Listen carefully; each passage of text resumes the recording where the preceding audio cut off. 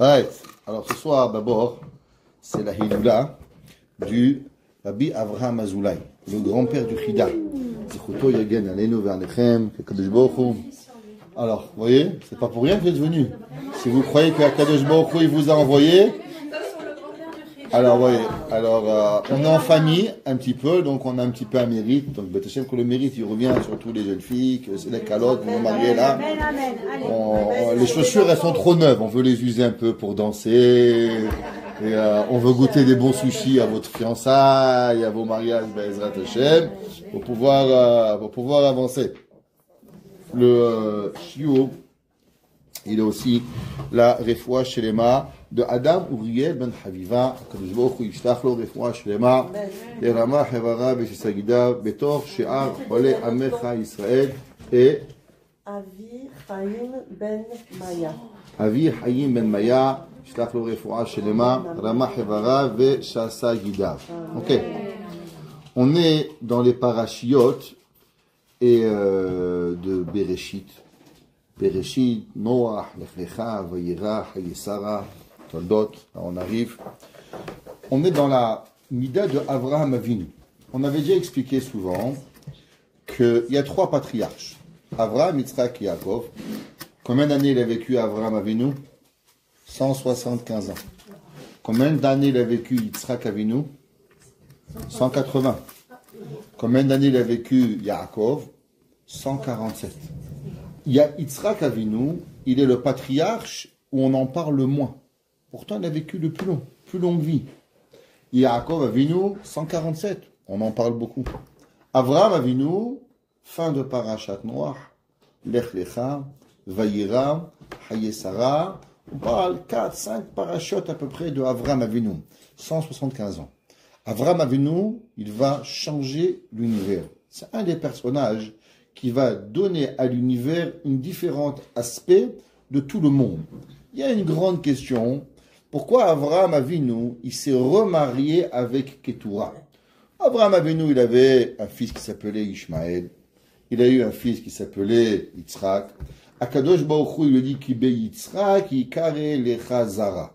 Ta descendance, c'est que de Yitzhak. Les autres, Ishmaël oublie. C'est tombé. C'est pas ça qui est important pour toi. El Bincha, Asher Ahavta, Yitzhak. La Torah dit que il a dit, tu vas prendre ton fils. Il dit, mais j'en ai deux. Il dit, qu'il est unique. Il dit, les deux, ils sont uniques. Hagar et Sarah. Il dit, Asher Ahavta. Il dit, les deux, je les aime. Il lui dit, Yitzhak. Ki be Yitzhak, Yikare Lechaza. Donc, il savait que Behemet, toute la vie de Yitzhak, elle est pour passer à qui doit passer son message? À Yitzhak. Pourquoi Avraham Avinu, après qu'il a vu la Hakeda, après il a vu que ce que Ishmaël est devenu avec Hagar, Hagar elle a été une tzadeket, et pourtant elle a eu un fils, Oved Avodazara, Gilou Yarayot, Shfichut Damim, Sarah Imenu, elle a vu comment il se comportait, elle a dit, il faut pas qu'il reste. Avraham il dit, c'est pas possible, c'est mon fils. Dieu, qu'est-ce qu'il lui dit? Renvoie Ishmaël. Tov, Hazako Baruch. Sarah Imenu, elle meurt. Avraham Avinu, il marie Yitzhak, il repart avec toi. Qu'est-ce que tu as fait cela? Pourquoi tu as des enfants? Il n'y a pas un enfant, deux. Il y a 6 enfants. 6 enfants avec Ketura. Quel est le but que Avraham Avinu, il va avoir 6 enfants avec Ketura? Qu'est-ce qu'il cherchait à avoir? La Torah nous dit bien qu'Avraham Avinu ne cherchait rien. La preuve, c'est marqué que la Torah a dit qu'il a tout donné à son fils Yitzhak et il a donné des petits cadeaux, matanot, aux enfants de Hagar. Mais il n'a pas compté grand-chose. Alors pourquoi il a eu des enfants? C'était quoi le but? Il y a des pulsions. Avraham Avinu n'avait pas des pulsions.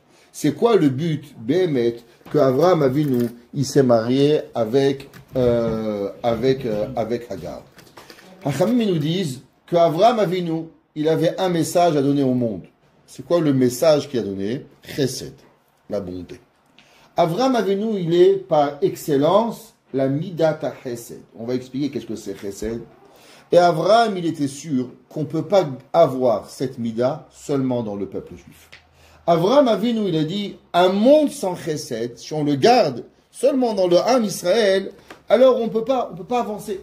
Le monde du Chesed n'est pas un monde qui doit être seulement à avoir au Ham Israël. Malgré que le Rambam, il écrit que si on veut savoir qui c'est qui est juif ou pas, le Rambam, il écrit dans le Chot Matanot, le Chot Tzedaka, que toutes les communautés juives dans le monde ont quelque chose en commun.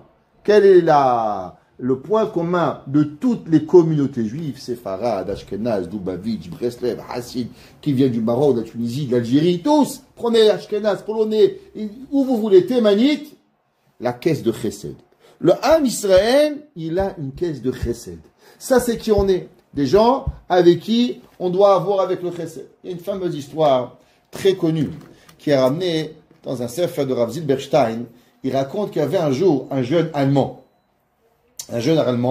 qui était dans une petite ville en Allemagne. Quand il a fini ses études, il a dit à ses parents qu'il veut aller à Berlin.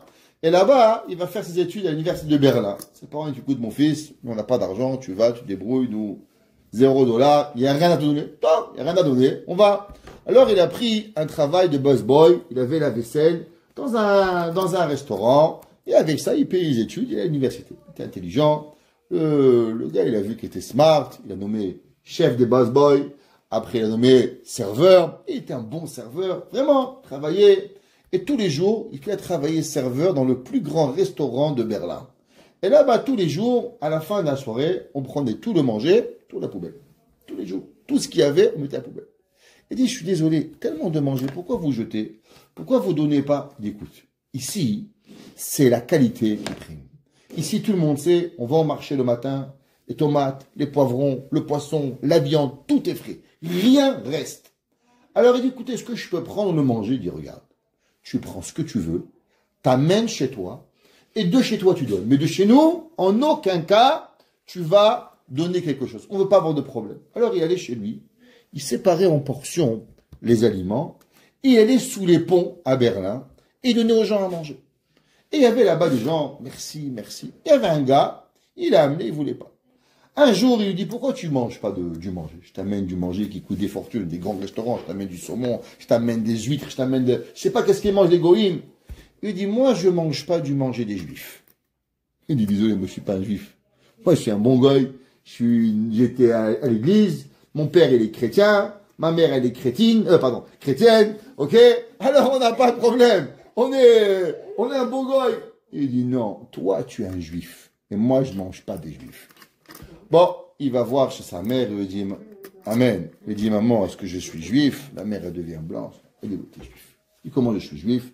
Elle dit, regarde, ton père, il était un Allemand, moi j'étais une juive, pendant la guerre, il m'a sauvé, on n'a jamais rien dit, mais je suis juif, et toi, tu es juif. Très perturbé, il revient sous les ponts, et il va trouver cet homme. Il dit, moi, comment tu savais que j'étais juif? Elle dit, regarde, des gens qui font des BA, des bonnes actions, il y en a plein. Mais comme toi, qui a amené le manger, tous les jours, avec amour, qui faisait ce chesed, il n'y a que les juifs. Et pour ça, je savais que tu devais être un juif. Mais moi, je hais les juifs. Je préfère crever de faim que de prendre et profiter d'un juif. Comme c'est qu'il lui a dit l'Allemand. L'Allemand, il lui a dit, moi, je veux pas être un juif. Donc c'est vrai qu'il y a du chesed chez les nations, mais chez les juifs, c'est encore mieux. On va comprendre quelle différence il y a entre le chesed des curés, le chesed des bonnes sœurs, et le chesed que la Torah nous donne. C'est pas le même chesed. Pourtant, Avraham Avinu, il a voulu avoir des enfants qui vont devenir des goïms, il le savait, parce que Agar n'était pas juive, pour donner dans le monde le chesed. Pour que des gens, ces enfants, vont se multiplier, des milliers d'enfants, ils vont tous avoir des enfants. Si vous vous demandez la question, pourquoi quand vous allez à Maxi, quand vous allez à un magasin, quelqu'un qui vous ouvre la porte, d'où ça vient?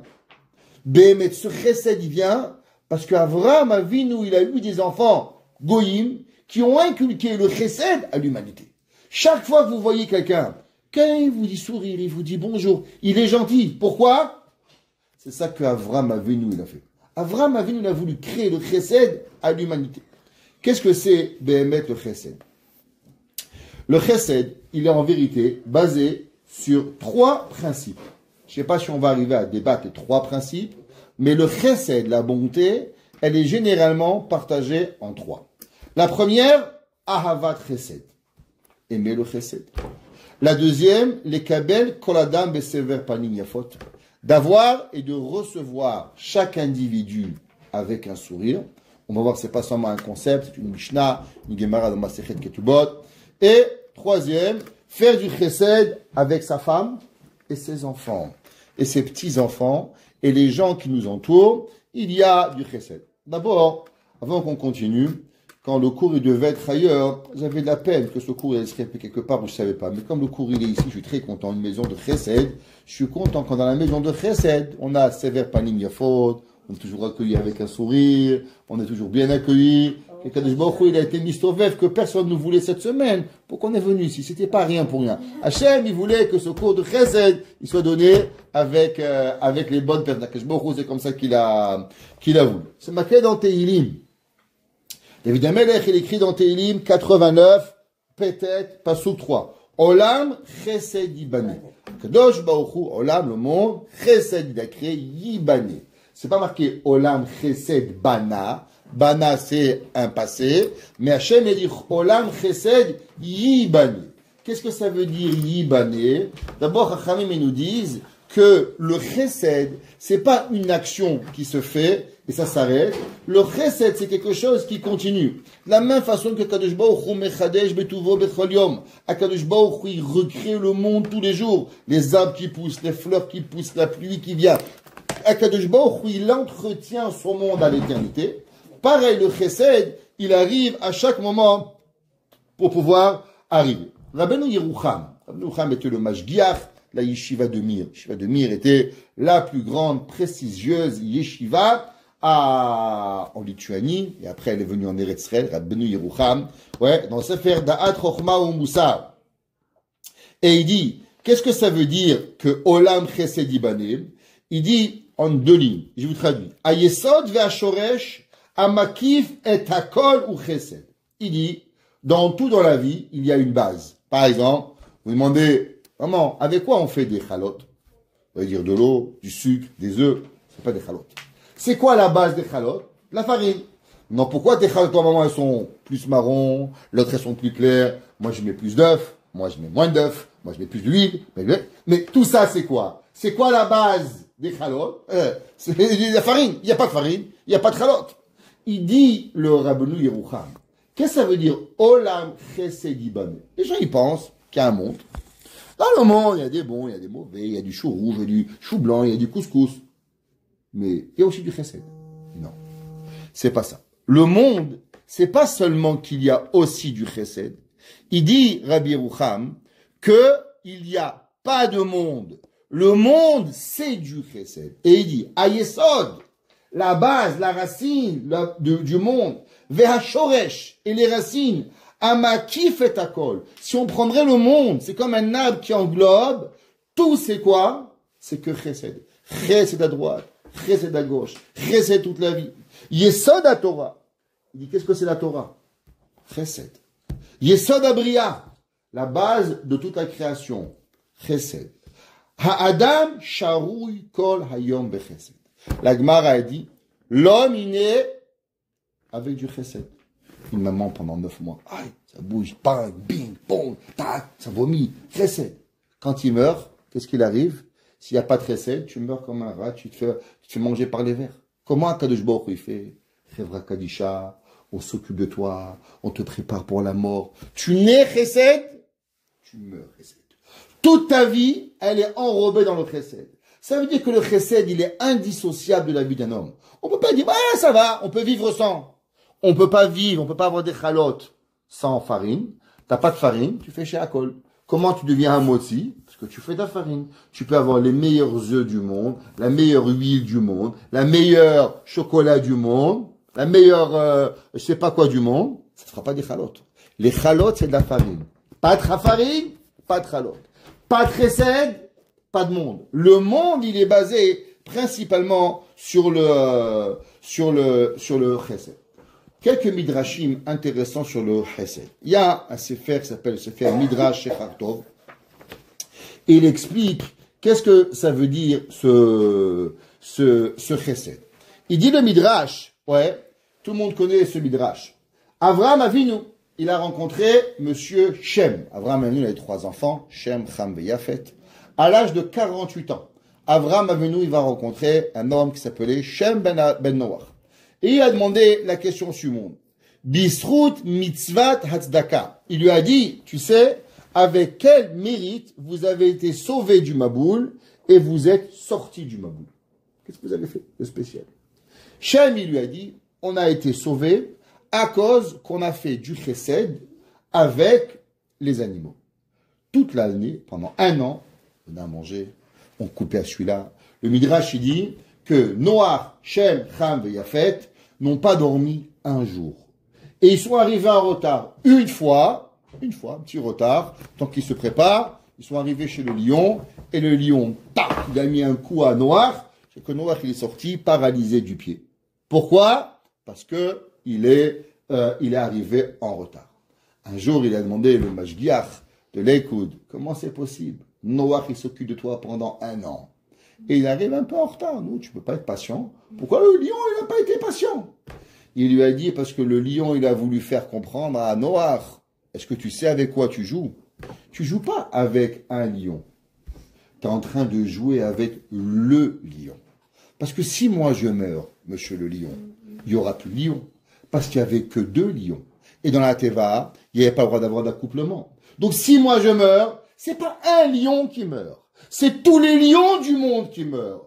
Donc non, le lion, il a voulu faire comprendre à Noach, est-ce que tu comprends la responsabilité que tu as à nourrir un lion? C'est pas un lion, c'est le lion. La responsabilité que l'on doit avoir. Souvent, les gens, ils pensent, nous, ça peut arriver. Myanmar. Est-ce que peut-être c'est la mitzvah, l'action que tu dois faire? C'est pour ça qu'il a fait. Avraham Avinu, il a dit, waouh, si c'est comme ça, comme quoi on peut être sauvé de la teva avec du chesed avec des vaches, du chesed avec des moutons, du chesed avec des girafes, qu'est-ce que ça va être faire du chesed avec des humains? Et Avraham, il s'est lancé dans une campagne de chesed mondial, avec la discussion qui est arrivée avec Shem ben Noach. Rabbi Chaim Friedlander, qui était le mashgiach de la yeshiva fameuse de Ponovitch, il demande et il dit, je comprends rien à la question de Avraham. Avraham Avinu, il rencontre Monsieur Shem. Il demande, par quel mérite tu es rentré, par quel mérite tu es sorti? Je comprends pas. Dieu, il lui a dit à Noach, tu rentres. Et Dieu, il lui a dit, tu vas sortir. C'est pas la question que Avraham, il demande à Noach, pourquoi tu es rentré dans la Teva? Par quel mérite tu es rentré? Par quel mérite tu es sorti? Hachem, il a vu, Noach matzachen ben Hachem, et Noach, il a trouvé grâce aux yeux de Noach, et automatiquement, Hachem, il a promis qu'il va le sauver. Donc, c'est quoi la question? Il dit Rabbi Chaim Friedlander que la question était beaucoup plus profonde. Akadosh Baruch Hu, il a demandé à Noach, pourquoi Akadosh Baruch Hu, il a eu besoin de faire une teva?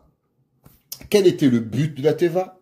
Pourquoi on ne pouvait pas seulement faire une place mondiale ou une petite île, ou là-bas dans l'île, il n'y aurait pas de Maboul, et que Noach il serait protégé, on va amener tous les animaux du monde dans une place, et khalas ou barour. Pourquoi Noach, mesquin, il mange pas, il boit pas, il dort pas, il vit pas? Quelle est la raison pourquoi Noach, il a eu besoin d'avoir tellement de souffrance pendant 1 an?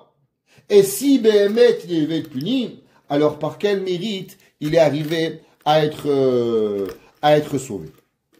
Sur ça, il dit Rabbi Chaim Friedlander qu'en vérité, quelle est la raison pourquoi Kadosh Baruch Hu il a amené le Maboul? Parce que le pasuk qui dit Vatimale haaretz chamas, et le monde il s'est rempli de vol. Alors Kadosh Baruch Hu a dit ça y est, il faut détruire le monde. Qu'est-ce que c'est le vol et qu'est-ce que c'est le chesed?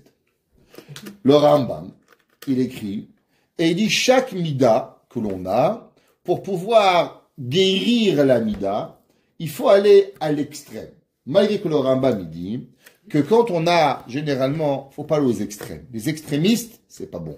Quand on est trop religieux, à la fin on explose. Je sais pas, il faut garder les mitzvot. Quelqu'un qui devient fou, il veut prier du matin au soir, il veut pas manger, à la fin il va craquer. Ok, il faut manger, il faut boire, il faut dormir, il faut vivre, il faut être normal dans la vie. Ouais, un jour je demandais à Raphaël Kanievski, la Gemara a dit que un homme, quand il marie une kala, il faut vérifier ses frères. Comment ils sont ses frères? Yivdok be'achea.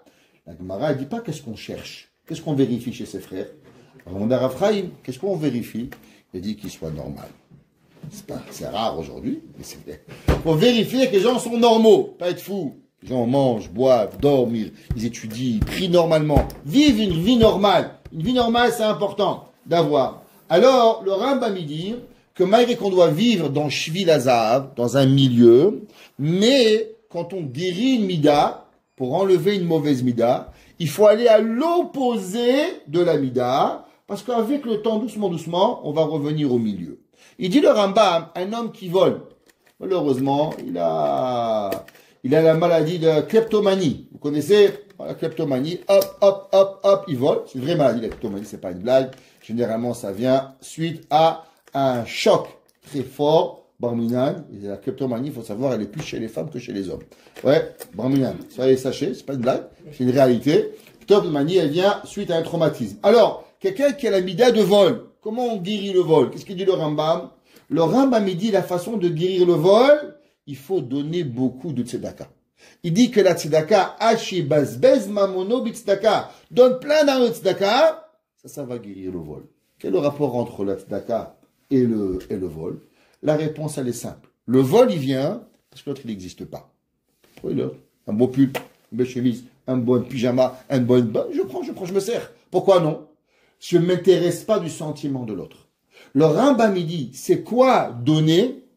Donner, c'est prendre en considération l'autre. Quand je donne, je dis, ah, tu as faim, ah, tu as soif, ah, tu as besoin. Alors, quand je te donne, alors automatiquement, je prends un besoin. Il dit, Raphaël Frilander, il dit, qu'est-ce que ça veut dire que Akadosh Baruch Hu, il a donné à Noach la Teva? Il dit, Bémet, Abraham avait Noach, il aurait pu vivre sur une île. Mais on n'aurait pas réparé la faute du monde. Quelle était la faute du monde? La faute du monde, c'était Batimal et Haaretz Hamas. Hamas veut représenter le vol.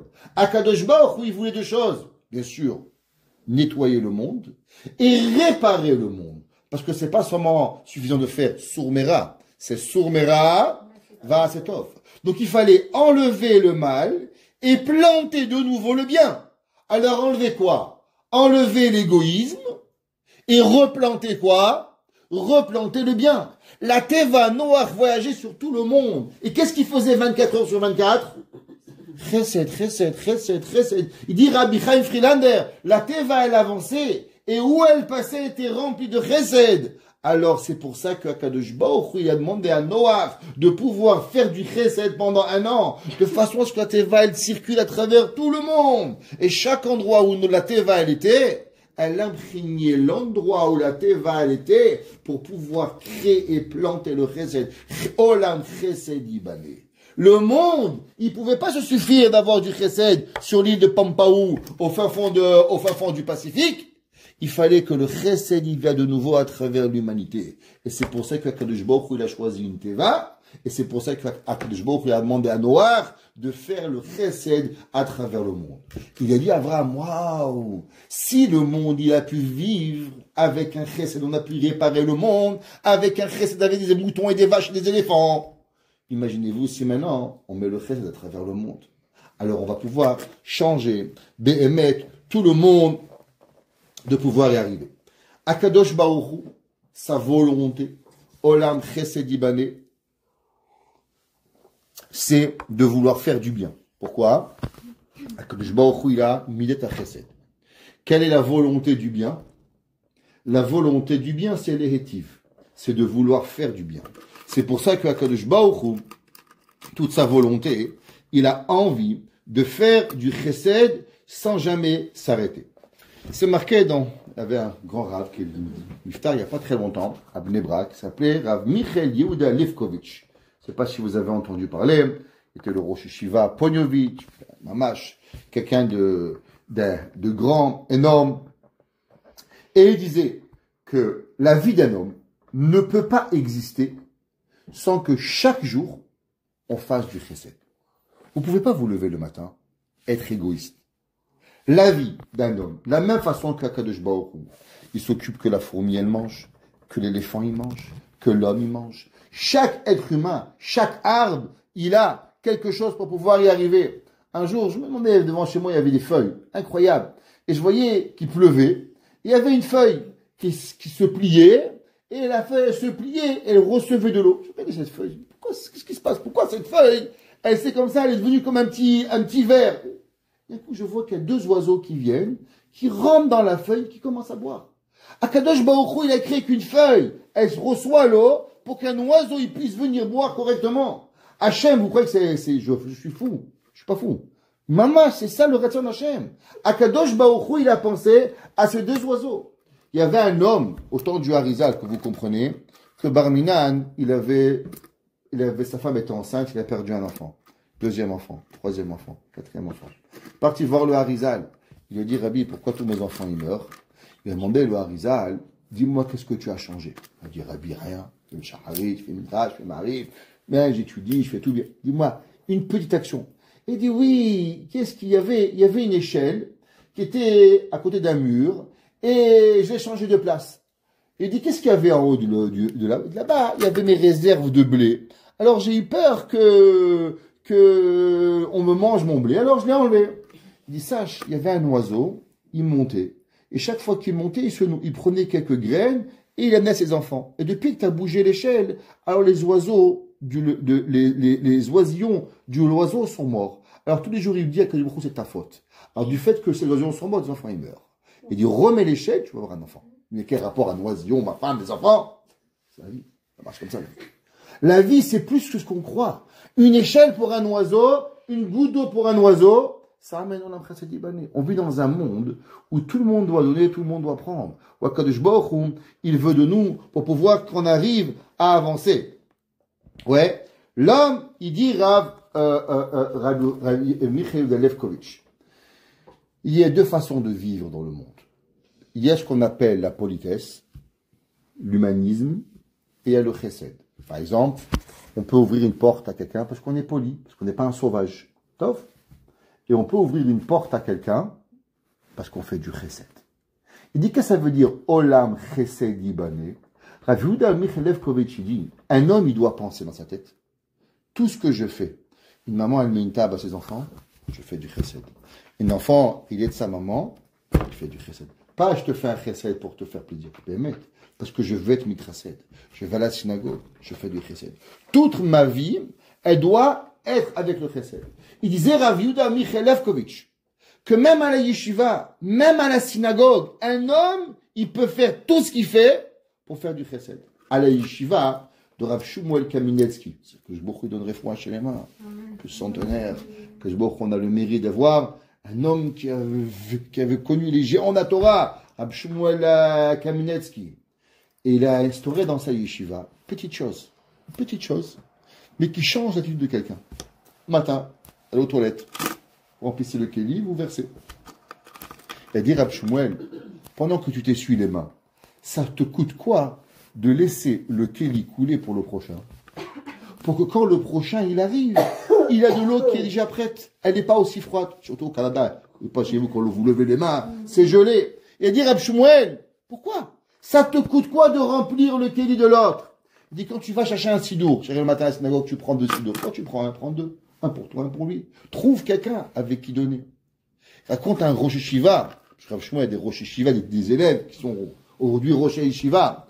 Et un jour, il y avait un Rav, il arrive dans une Yeshiva, et il devait parler. Le Rav, il est parti aux toilettes. Alors, aux toilettes, il a pris chez Rav Shmuel. Après qu'il a fini de se laver les mains, il a rempli le kéli. Le Rosh Yeshiva dit, t'as appris chez Rav Shmuel? Il dit, tu sais, il n'y a que les élèves de Rav Shmuel qui remplissent le kéli. Il dit, moi aussi j'ai appris chez Rav Shmuel. C'est-à-dire, on peut changer une génération. Avec quoi? Avec un acte de bonté. L'homme, il doit s'ingénier. Oui, le chesed. Comment faire? On est là, on dit merci, merci madame. On aurait pu nous recevoir avec un verre, non, un coca, une bouteille d'eau, des fleurs sur la table. Ça change d'attitude de revoir. Chaque petit détail, il fait montrer que le cours il va être mieux. C'est pas rien de recevoir, d'avoir. On prend, comme il dit, on prend un sidour. À la yeshiva de Kamenitz, les Bachurim, quand ils arrivaient, ils arrangeaient deux stender. Un pour lui, un pour son copain. On lui demandait pourquoi. Il a dit, parce que je peux pas étudier sans avoir déjà commencé ma journée avec un chesed. Le prochain qui vient, au moins la place elle est prête. Il y avait des Bachurim à la yeshiva de Radin. C'est les pris sur eux, en étudiant en binôme. Alors, un, il a une place, l'autre, il a la place. Le premier qui est arrivé, c'est pas comme maintenant le chauffage, 25 degrés, Baruch Hashem, il faisait froid. Le premier qui est arrivé, il s'asseyait sur la place de l'autre. De façon à ce que quand il arrive, l'autre, sa place elle soit chaude. Alors il va plus tuer plus vite. Pourquoi? Parce que déjà, toi, tu as froid. Déjà, tu es tout seul, tu étudies à moitié. Mais quand l'autre, il va venir, si encore tu dois chauffer sa place, alors on va perdre du temps. Alors il s'assied à la place de l'autre, pour que quand l'autre, il vient, alors je vous donne ma place. Automatiquement, on est déjà chaud dans l'étude, on peut commencer à étudier. Est-ce qu'on peut comprendre ce que c'est Olam, Chesedi Bané, pour pouvoir y arriver? Ce qu'on appelle, chez Chachamim, Gemilut Chassadim. Gemilut Chassadim, c'est quelque chose qui est pour pouvoir arriver. C'est pas juste une chose, vous savez, il y a des midotes, faut pas s'énerver, c'est bien. Faut pas... Mais il y a des choses qui sont des piliers de la vie. Tout le monde y connaît la première Mishnah, le premier péril de Masechet Avot. Qu'est-ce qu'elle dit la Mishnah dans Masechet Avot? Shimon Hatzadik Haya Misheyare Keneset Hagedola. Perek Aleph Mishnah Gimel. Shimon Hatzadik était Kohen Gadol au temple du deuxième temple. Il était juste avant l'histoire de Hanouka. Il était le Kohen Gadol au temps de Alexandre le Grand. Quand Alexandre le Grand l'a vu, il a dit, celui-là c'est un ange, c'est pas l'humain. Fameuse histoire de Alexandre le Grand. Il a dit, Shimon Hatzadik Misheyare Keneset Hagedola. Et qu'est-ce qu'il dit? Ashtosha devarim haolam omed. À la Torah, à la Avoda, ve'al gemul hasadim. Ça veut dire quoi? Chesed, c'est pas un plus. Chesed, c'est quelque chose que le monde y tient. Il n'y a pas de chesed, le monde il n'existe pas. Vous pouvez pas faire tenir le monde s'il n'y a pas de chesed. Pourquoi Avraham Avinu, il a décidé de faire du chesed? Une seule chose. Chesed. Il y a dans la Gemara dans Sanhedrin, Gemara incroyable pour comprendre qu'est-ce que c'est l'importance du chesed. Je sais que vous savez tous le chesed. Ce soir, c'est pas seulement, c'est pour vous donner, nous donner à chacun de nous encore plus de raisons de faire le chesed. La Gemara, elle dit que les élèves de Rabbi Al-Azhar, c'est qui Rabbi Al-Azhar? Rabbi Al-Azhar Gadol, grand maître du Talmud, ils lui ont demandé, les élèves, vous savez, une des périodes les plus dangereuses et les plus épeurantes de l'histoire juive. C'est quoi la période qui est la plus triste et que tout le monde a très très très peur? C'est pas la sortie d'Égypte. C'est pas la destruction du premier temple. C'est pas la destruction du deuxième temple. Mais c'est la Milchemet Gog Magog. Milchemet Gog Magog, c'est une période qui fait très très peur. La Gemara dit Aïté velo achamena. Il y avait des rabbins qui disaient je veux Mashiach, mais je suis pas capable de pouvoir vivre. Vaut mieux que je meure que je vois pas. Aïté, qui vient, velo achamena, je veux pas le voir. J'ai trop peur de ça. C'est pas stable. Les gens, ils pensent, ça va s'amuser, tout est beau, tout est bien. Oh, attention. C'est une période qui est difficile, des morts, par menace, prie Hachem, Seberachamim, que Kadosh Baruch Hu nous donne avec miséricorde. Bien sûr, on peut tout changer. Mais Chachamim, ils ont très peur de cette période-là. Alors, ils ont demandé à Rabbi Lazare. Dis-moi, Rabbi Lazare, comment on peut s'en sortir? Il n'y a pas un petit truc pour t'en sortir de Chavé Mashiach? Ah, il y a un petit truc. Rabbi Lazare, il a dit, bien sûr, Yasod Batorah Begimut Chasadim. T'as pas le choix, mon frère. Torah, Chesed. Il n'y a pas de Torah, il n'y a pas de Chesed, barbecue. Tu vas à Barminan, dangereux pour pouvoir y arriver. Il y avait un jour le Rav Soloveitchik. Le Rav Soloveitchik. Vous savez, à l'époque, à la Première Guerre mondiale, il faut comprendre que la Première Guerre mondiale elle a fait plus de morts que la Deuxième Guerre mondiale. Elle a fait 50 millions de morts en Europe. À la fin de la Première Guerre mondiale, il n'y avait plus d'hommes. Pourquoi vous croyez que les femmes sont parties au marché du travail? Il n'y avait plus d'hommes. Les hommes étaient tous morts. Ils ont été bombardés, c'est là qu'il y avait les tanks, c'était terrible, terrible. Et même ceux qui étaient revenus de la guerre, Barminan, tous fous. Les gens tremblaient, c'était catastrophe. 4 ans, disait un petit peu l'histoire, ça s'appelle la Grande Guerre. C'était terrible. Qu'est-ce qui s'est passé à la Grande Guerre? Alors, Barminan, en 1918, c'était en 1916, le Chafetz Chaim a été parti de sa place de Radin. Ils ont rencontré le Chafetz Chaim. Et eux demandaient, Rabbi, tu peux nous donner un petit conseil là, parce que on n'en peut plus. Les morts, tout le monde mourait, hommes, femmes, enfants. 50 millions d'hommes, je ne sais pas si vous imaginez ce que ça veut dire. L'Europe, c'est comme si toute la France entière a disparu. Oups, il n'y a plus personne. Dieu préserve. Terrible, qu'est-ce qui est arrivé? Alors, on demandait au Chafetz Chaim, Qu'est-ce qu'on pourrait faire pour pouvoir s'en sortir de tous ces malheurs? Écoutez, qu'est-ce que le Chafetz Chaim il a dit. Il a dit le Chafetz Chaim, Im yasfu kol gdolei adorot. Il dit, si on va prendre tous les grands rabbins de toutes les générations, Rashi, le Rambam, Rabbeinu Tam, le Ibn Ezra, le Shulchan Aruch, le Harizal, prenez tous les grands rabbins de toutes les générations du monde, et on va tous les amener sur une grande table, et on va leur poser la question, monsieur les rabbins, comment on peut s'en sortir de ces problèmes que nous avons, Barmenan ou le peuple juif est en train de s'offrir? Il a dit le Chafetz Chaim, ils ne pourront pas trouver une meilleure réponse et une meilleure astuce que la réponse de Rabbi Elazar Gemilut Chassadim. Il a dit le Chafetz Chaim, même le Harizal, le Rambam, le Ramban, personne ne pourra trouver une meilleure solution que Gemilut Chassadim. Il y a une femme en France, elle a écrit un livre, ça s'appelle Mrs. Rothenberg, sur sa période dans la Shoah. Et elle raconte, elle dit, comment des gens ont passé 2 ans, 3 ans, 4 ans, 5 ans à Auschwitz. Et elle répond, une seule chose. C'est pas, nous on a un problème au travail, on rentre à la maison, on met les pieds sur le fauteuil. Chérie, 2 minutes, calme un petit peu. Ok? Chérie, tu me donnes un café, les enfants, papa, tu vas bien, maman, tu es... On a un peu de calme. Si ça va pas, on rentre dans notre chambre, on prend un bon lit, une bonne nuit, on trouve une solution. Mais imaginez-vous, jour après jour, heure après heure, année après année, pas de répit. Ton copain qui meurt, ta copine qui meurt, tes enfants qui meurent, ton mari qui meurt. Barminan, comment on arrive? Madame Rothenberg, elle a dit, vous savez qu'est-ce qui a créé d'avoir un petit peu, de trouver de l'humanisme et de rester normal? Le chesed qu'il y avait à Auschwitz. Vous savez qu'est-ce qui a tenu les gens? Elle dit, par exemple, à Auschwitz, il dormait 6 dans un lit. Celui du milieu, il avait plus chaud que celui qui dormait sur les côtés. Il n'y avait jamais la même personne qui dormait au milieu. Il s'échangeait chaque nuit pour que un il dorme, il a une nuit pour avoir plus chaude. Quand un il mangeait, il y avait un peu de manger en plus, on le partageait tous ensemble. Quand un il allait chercher à boire, ça n'existait pas d'aller boire tout seul. On partageait la boisson. Le chesed. Il a dit le Chafetz Chaim, vous savez comment on peut s'en sortir? Cherchez pas d'autre solution. Gemilut Chassadim. On entend des histoires, Montréal, ils cassent des maisons, ils font des manifestations à Paris, dans le monde. Tout le monde a peur. Et on se demande, qu'est-ce qu'on peut faire? Alors le premier réflexe, c'est on ferme les portes. Le Chafetz Chaim, il ne faut pas fermer les portes, il faut ouvrir les portes. Invite, donne, partage. Parce qu'il n'existe pas d'autrement pour pouvoir arriver à avoir du chesed. La Gemara, dans Masechet Peah. Masechet Peah, elle dit, dans le Perek Dalet, à la Chakaf, dans Tosefta, dans Peah, elle dit, qu'est-ce que c'est le chesed? Ça sort de Mashiach. Tov, oh Hashem, Mashiach, il va venir. Il faut qu'il arrive, Mashiach. Elle dit, vous savez, qu'est-ce qui est écrit?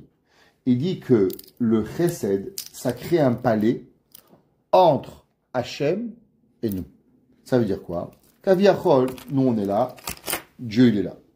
Maintenant, le but de la vie, c'est quoi? C'est d'unir les deux parties. D'unir Hachem et le peuple juif avec un. Souvent on prie, seulement parce qu'Hachem il écoute. Les gens qui crient, ils crient. Un jour un homme il a demandé au Chafetz Chaim, Rabbi, je prie pour avoir un shidour, pour avoir la parnassa, Dieu il m'écoute pas. Il dit oui, Dieu t'a écouté. Il dit, elle est où l'argent? Il a dit non, t'as pas écouté, c'est tout. On n'est pas obligé de dire oui. Hachem il dit, je veux pas que tu sois riche, qu'est-ce que je peux faire pour toi? Il a répondu, seulement t'as pas écouté, mais Hachem il écoute. Qu'est-ce qu'on fait pour que notre prière, elle soit écoutée? Elle dit la Tosefta dans PA, elle dit que celui qui fait du chesed, alors automatiquement sa prière elle est écoutée. Pourquoi vous pensez que tous les matins, on met 3 petites pièces à la tzedaka avant de prier? Pourquoi? Si on veut que notre tefila, elle soit écoutée, alors on doit mettre la tzedaka. Le Harizal, il demande une question. Vous savez qu'il y a un jour par année qui est pas Yom Tov, mais on fait beaucoup de choses comme Yom Tov. C'est quel jour? Hoshana Rabbah. Hoshana Rabbah, d'après la halakha, on fait le nishmat, on fait le keter, on fait les psukim comme à Shabbat, Il y en a même qui ont la coutume, depuis le début de la prière d'Hoshana Rabbah, jusqu'à la fin, il le ramène, de ne pas toucher du mouktsé, d'être comme à Shabbat, bien sûr pas téléphone, rien, de faire comme si que c'est Yom Tov, jusqu'à la fin de Moussaf de Hoshana Rabbah. Alors on a demandé au Harizal, Rabbi, qu'est-ce qu'on fait pour les 3 petites pièces que l'on met dans la tzedaka? Si c'est Shabbat, on ne les met pas. Si c'est pas Shabbat, on les met. Comment on joue? Il a dit le Harizal, Hoshana Rabbah, c'est bien. Mais les 3 petites pièces que vous mettez, elles sont plus grandes qu'Hoshana Rabbah. Ne perdez pas cette mitzvah pour la Khumra de Mouktsé. Il a dit le Harizal, touchez pas votre téléphone. Mais quand il arrive aux 3 petites pièces, assurez-vous de les mettre. Parce qu'elles sont tellement importantes pour la prière, vaut mieux pas les perdre. C'est ça que le Kafachaim y ramène. Le Kafachaim y ramène la halakha, que même si on veut faire attention à Mouktsé, au Hoshana Rabbah, mais on met quand même les 3 petites pièces de la tzedaka. Chez les chassidim, ils ont tellement envie de, ils ne pensent pas comment on peut vivre sans le chesed. Vous savez, chez les chassidim, vous allez, ils ont une boîte à tabac. Et ils se passent la boîte à tabac à tout le monde. Pourquoi vous pensez qu'ils se passent la boîte de tabac à Shabbat? Parce que du fait qu'ils ne peuvent pas donner la tzedaka, alors au moins qu'on a pensé à l'autre. Chacun il achète un tabac, il sent l'autre. On fait du chesed l'un avec l'autre. Pourquoi? Parce que comment notre prière, elle peut arriver au ciel pour pouvoir y arriver. Le Yerushalmi dit aussi, c'est marqué que grâce à quoi on va avoir la vie longue, la longévité, seulement avec le chesed. Le chesed, ça amène la longévité pour pouvoir y arriver. Et si on n'a pas de chesed, alors on peut pas arriver.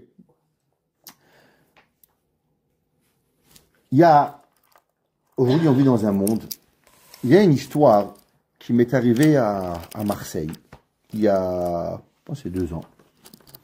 Je suis resté choqué. Choqué. C'était quoi l'histoire?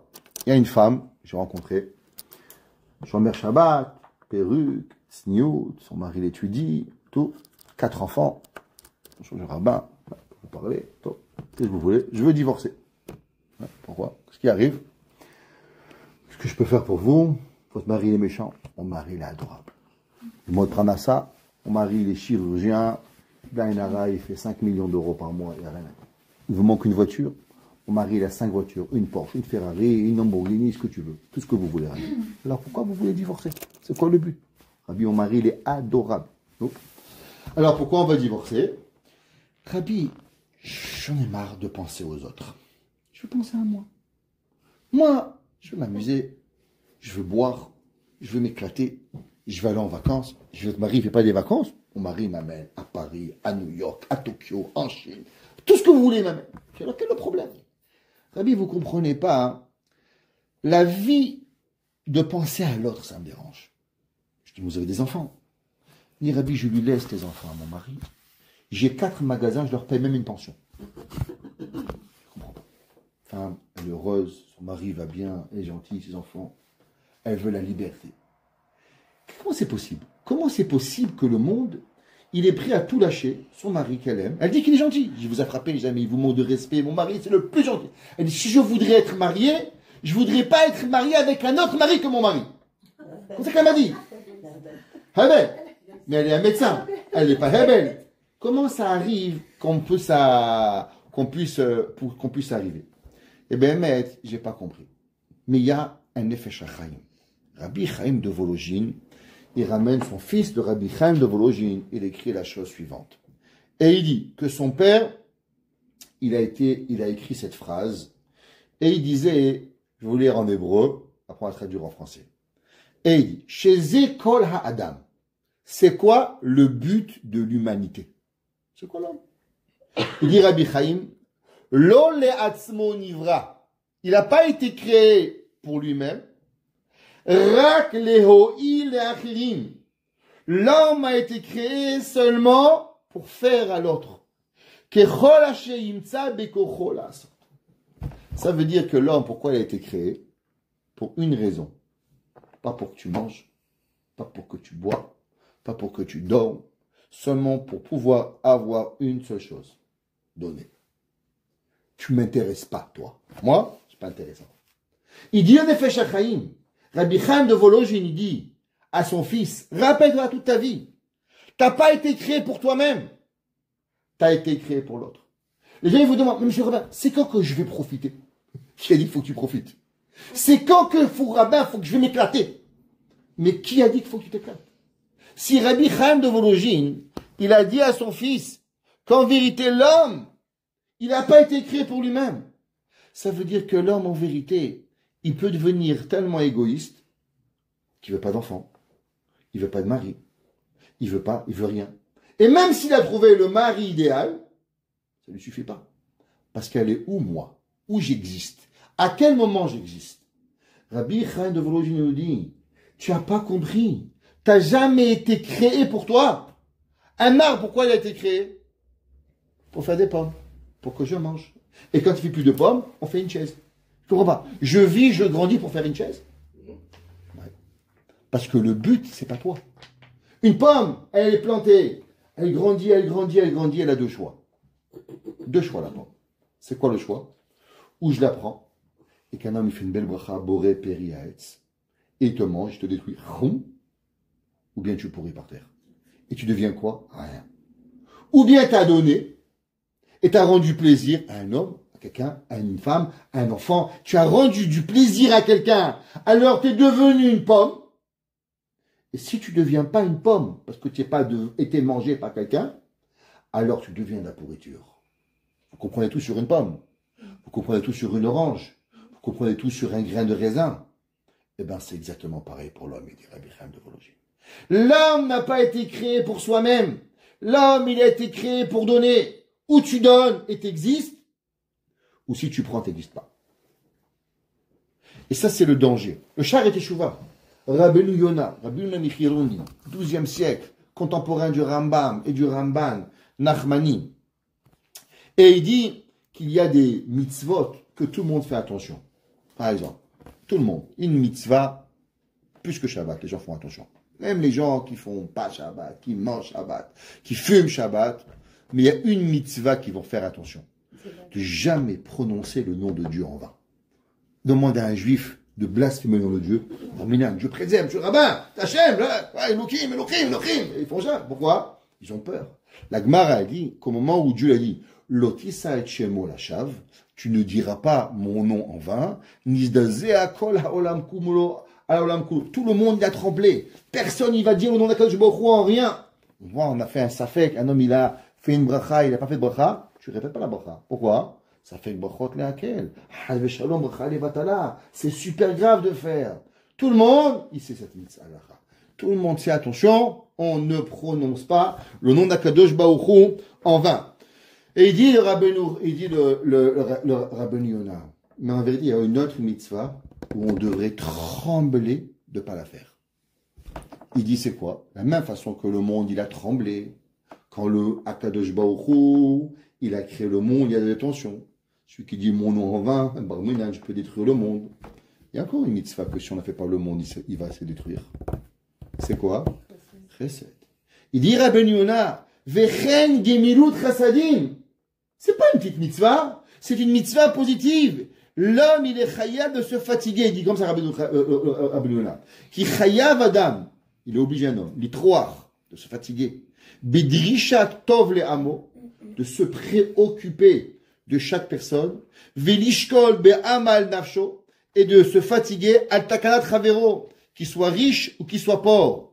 Et il dit ça, c'est une des chumrot à ikarim minadrashim mina adam. Et il dit Rabbeinu Yonah, se soucier de l'autre, c'est une obligation de l'humain. Vous savez, le Chafetz Chaim, durant la guerre 14-18, il n'a pas dormi sur un lit pendant 4 ans. Pourquoi? Il dit, comment moi je peux dormir dans un lit quand il y a des juifs soldats qui dorment par terre? Le Chafetz Chaim, il a dormi par terre. Le Rav Kodolitsky, le Jean de Rav Chaim Kanievski, depuis 1 an, depuis le 7 octobre, il ne dort plus dans son lit. Il a mis un bout de bois sur son lit. Pourquoi? Comment il y a des soldats, il y a des captifs, des captives qui dorment par terre, dans des trous, et moi, avec mon 5 étoiles? Comment c'est possible? Où est là? Où est le sentiment d'un autre? Où est le sentiment d'un autre? Quand j'étais petit, on me racontait qu'il y avait les juifs, je n'ai pas grandi, qui avaient souffert à la 2e guerre mondiale. Et de l'autre côté, il y avait les Juifs en Amérique. Et j'avais toujours une question. Est-ce que les Juifs en Amérique, ils se mariaient, ils avaient des enfants? Comment ça se passait? D'un côté, on était tués, de l'autre côté, on fait la fête. Je me posais cette question, mais comment c'est possible? Tout le monde savait qu'il y avait à Auschwitz, il y avait des gens qui ont brûlé 1 million de Juifs. On a brûlé en 45. Qu'est-ce qui se passe? Ils vont en vie en Amérique. Eux, ils reçoivent des bombes, et nous, le même soir, on fait des mariages. Et je me dis, on n'est pas bipolaire un petit peu? Mais comment c'est possible? Comment on planifie des vacances? Il y en a qui va là-bas, l'autre il fait du ski, l'autre il achète une voiture. Je ne comprends pas.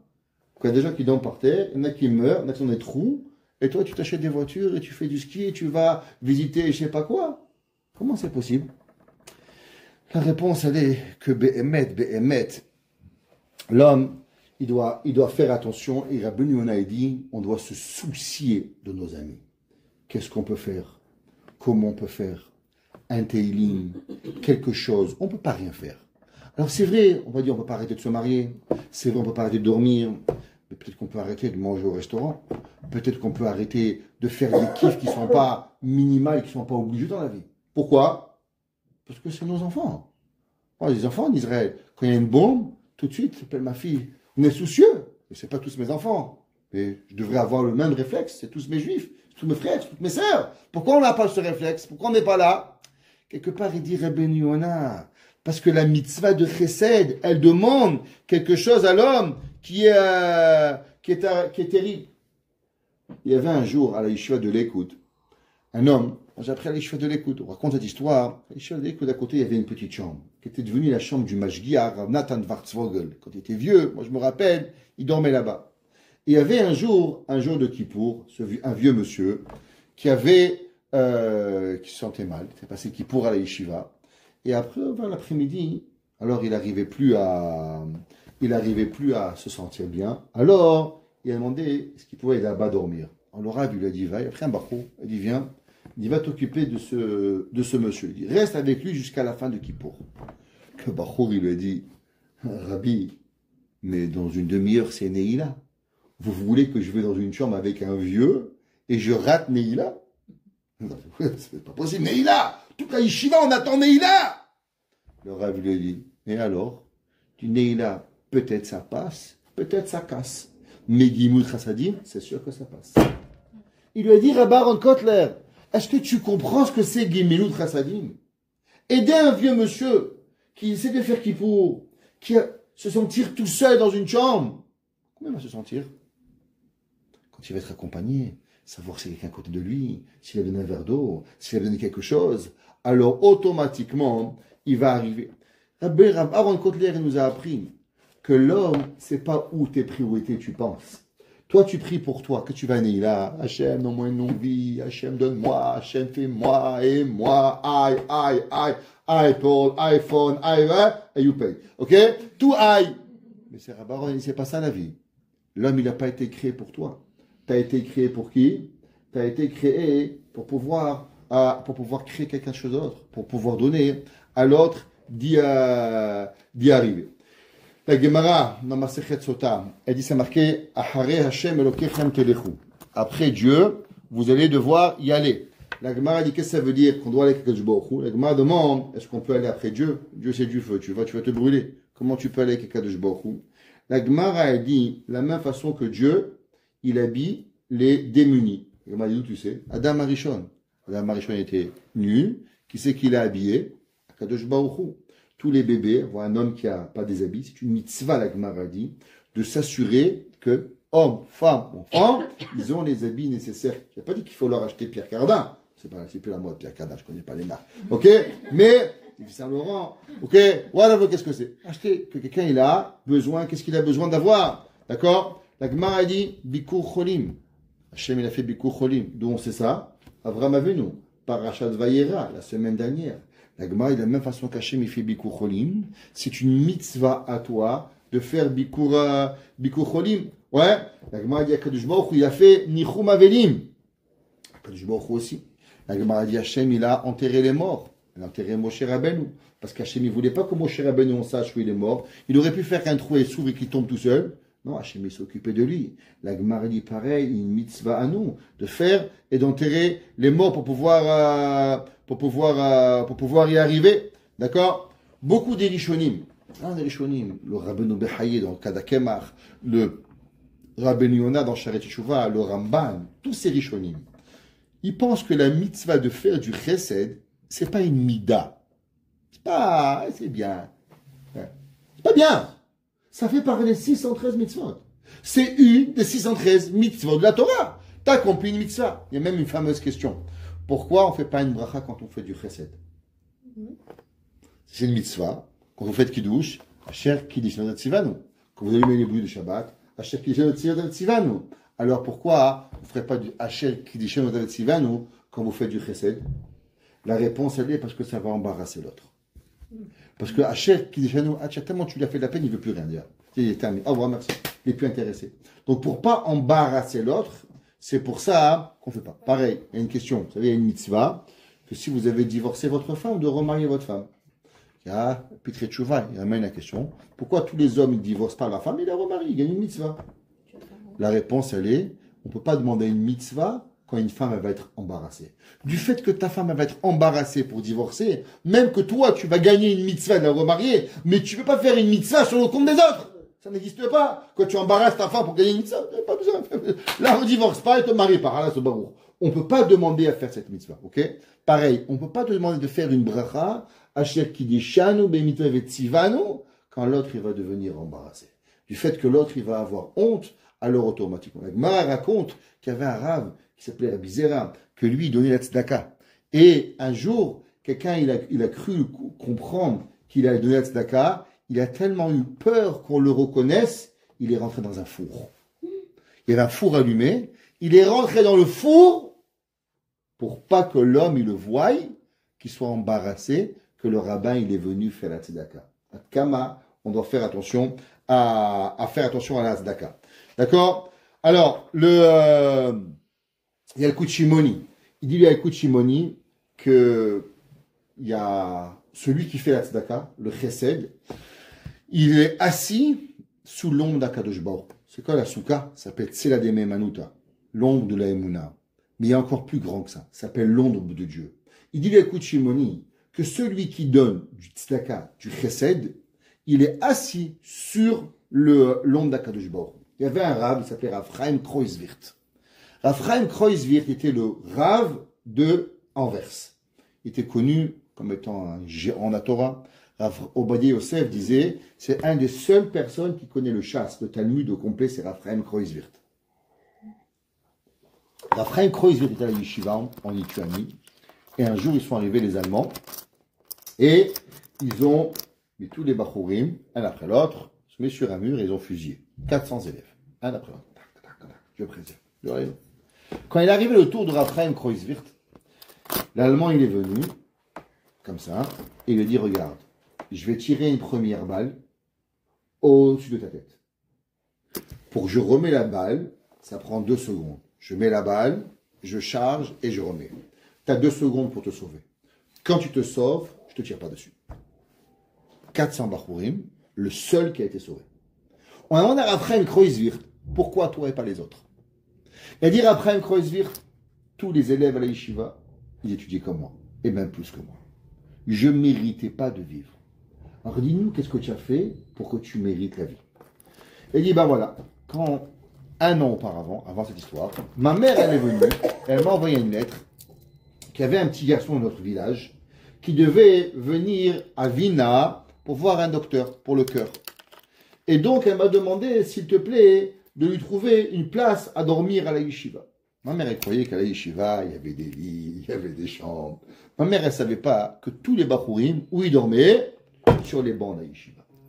Maintenant, ma mère, elle m'a dit que ce garçon-là, il avait un problème au cœur. Donc moi, j'avais le choix de lui faire dormir par terre ou de le faire dormir sur mon banc.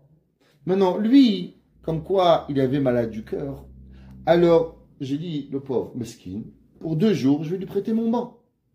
Maintenant, le problème, c'est qu'il n'est pas resté 2 jours. Il est resté 6 mois à la yeshiva. Et pendant 6 mois, j'ai dormi par terre et je lui ai laissé mon banc. Quand les nazis sont venus, ils tuaient Bachour après Bachour. J'ai les yeux vers Dieu, j'ai dit, Dieu, l'étude, mes amis et moi, on était pareils. Mais moi, j'ai fait une action de plus. Moi, je lui ai donné mon banc. Et ça, j'étais pas obligé. Alors, s'il te plaît, Kadosh Baruch Hu, sauve-moi. Et à ce moment-là, le nazi, il est venu, il m'a sauvé la vie. Raphaël Kreuzwirt, il a dit, un homme, il fait du chesed. C'est pas une petite action. Le jour où tu en as besoin, tu es assis sous l'ombre d'Akadosh Baruch Hu. Il dit, mais écoute, Shimoni, il y a être assis sous l'ombre de l'arbre, l'ombre du Beth Midrash, l'ombre du temple, mais il y a l'ombre de Dieu. L'ombre de Dieu, c'est le chesed. Celui qui fait le chesed, alors automatiquement, il arrive à recevoir le chesed. Avant qu'on finisse, il reste quelques minutes, mais je veux juste rajouter une seule chose. C'est marqué qu'Avram Avinu, il n'avait pas d'invité le jour d'Abrit Mila. Qu'est-ce qu'il a fait? Avram Avinu, il pleurait. Oui, il y a des invités. Moi, j'aurais dit à Avram Avinu, ouais. Avram, c'est pas sympa. Baruch Hashem, tout le monde il a à manger aujourd'hui. Tout le monde il a à boire aujourd'hui. Tout le monde il va bien. Pourquoi tu t'inquiètes tellement? Pourquoi Kadosh Baruch Hu, il a dû faire sortir 3 malachim pour pouvoir y arriver? La réponse, c'est qu'il y a 2 façons de faire le chesed. Il y a des gens qui font du chesed pour eux. Il y a des gens qui font du chesed, pas pour faire du chesed, pas pour se débarrasser. Ça s'appelle Ohev Chesed. Le passage qui dit qu'il il ne faut pas seulement faire du chesed, mais il faut être aussi Ahavat Chesed. C'est marqué dans le passage, Rabbi Cheskel Levinstein, il dit que beaucoup de monde fait du chesed, mais ça ne ressemble pas entre faire du chesed et aimer le chesed. Il dit Avraham Avinu, il ne pouvait pas vivre sans aimer le chesed. Ça veut dire que sans être le chesed, on n'est pas capable, on est triste, ça nous dérange. Comment je peux vivre sans avoir le chesed? L'homme, il doit arriver à faire du chesed.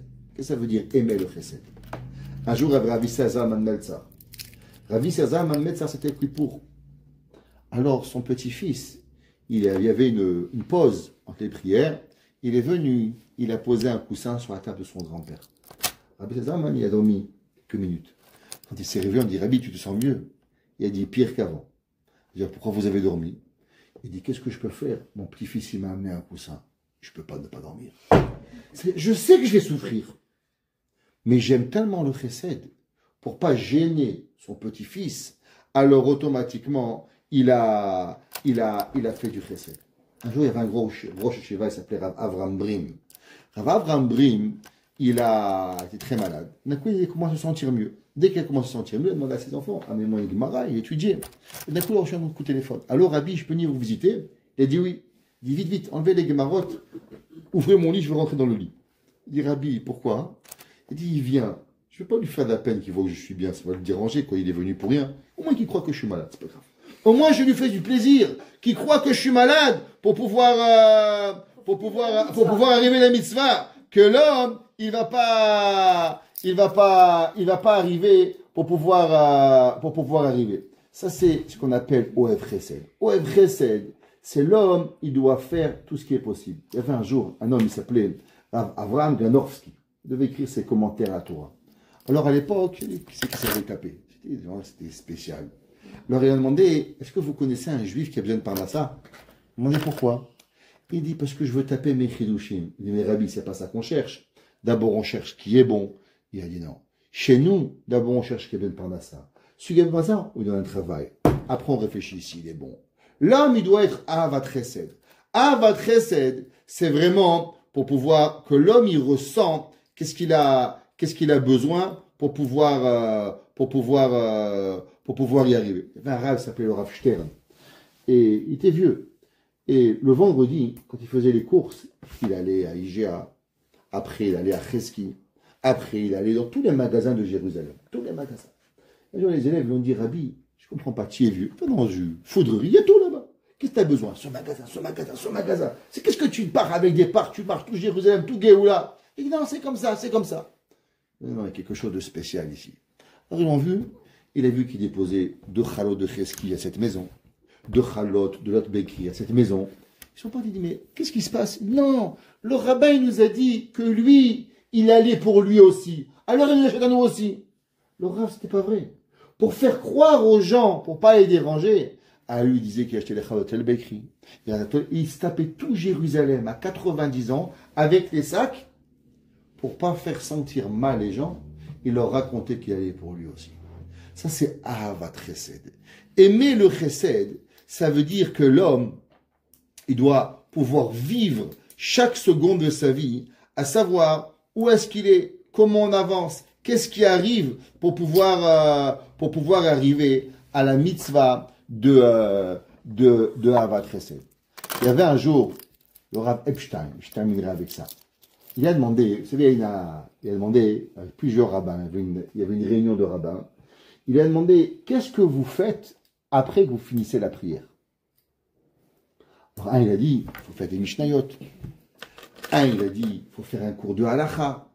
Un, il a dit, il faut faire un Dafayomi. Il lui a dit, et dire bonjour aux gens, ça vous dit pas. Il a dit, le Rav Epstein, vous savez, avant la prière, on ne peut pas dire bonjour aux gens, c'est assourd. Pourquoi? Parce que c'est réservé à Kadosh Baruch Hu. Il dit, mais la première chose que l'on doit faire quand on finit la prière, c'est une chose, c'est dire bonjour à tout le monde, chaleureusement. Tout le monde y connaît combien on peut pouvoir sauver la vie.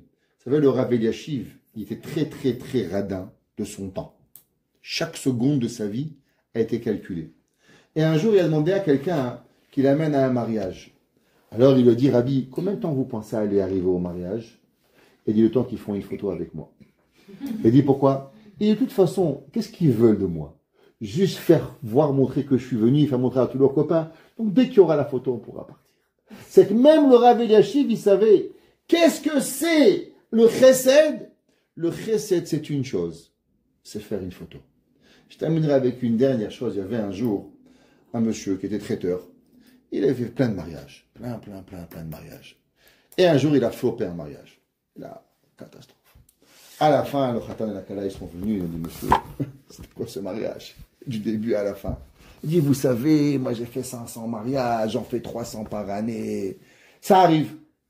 La Kala, elle lui a dit, vous avez raison, vous faites peut-être 300 mariages par an, mais moi c'est mon seul mariage. Et vous m'avez gâché mon mariage. Depuis ce jour-là, ce traiteur, il m'a dit, chaque fois qu'il fait un mariage, il réfléchit comme si c'est son premier mariage qu'il fait. Il m'a dit, cette Kala, elle m'a mis une gifle, pas physique, mais chaque fois que je fais un mariage, je m'imagine que c'est mon premier mariage que je fais. Je sais de réfléchir, qu'est-ce que j'ai oublié? Parce qu'elle a raison. Chaque mariage, c'est son mariage. Il y avait un jour un Rav, il était endeuillé de sa femme. Et même pendant le deuil, il essayait d'aller à tous les mariages et aller dire Mazal Tov, Mazal Tov, Mazal Tov. Les gens lui ont dit, Rabbi, vous n'avez pas marre d'aller comme ça 3-4 mariages par jour, tous les jours, c'est fatigant. Il dit, vous avez raison.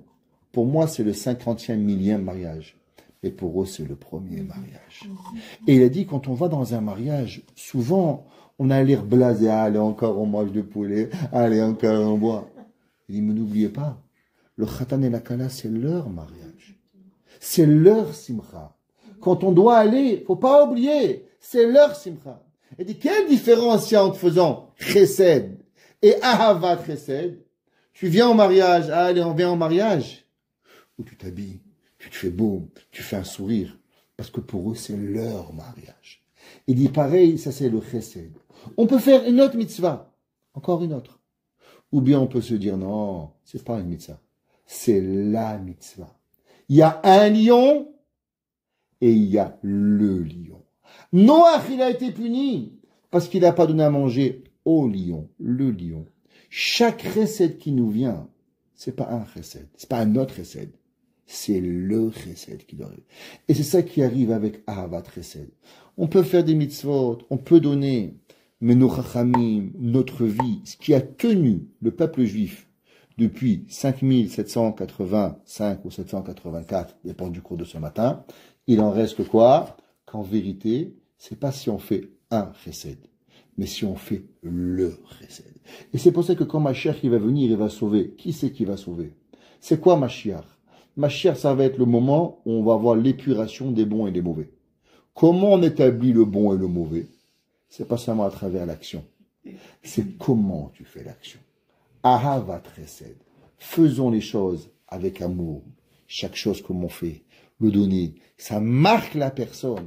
Nos chachamim, ils mangeaient pas, ils dormaient pas, ils mangeaient, ils buvaient, des fois qu'ils ne devaient pas le faire. Pourquoi? Parce qu'ils avaient cette envie de Ahavat chesed. Cette maison soit toujours remplie de joie, de smachot, de Kibbat Hashem. On soit toujours parmi vous pour pouvoir fêter avec vous. Baruch Hanai Leolam. Amen ve Amen.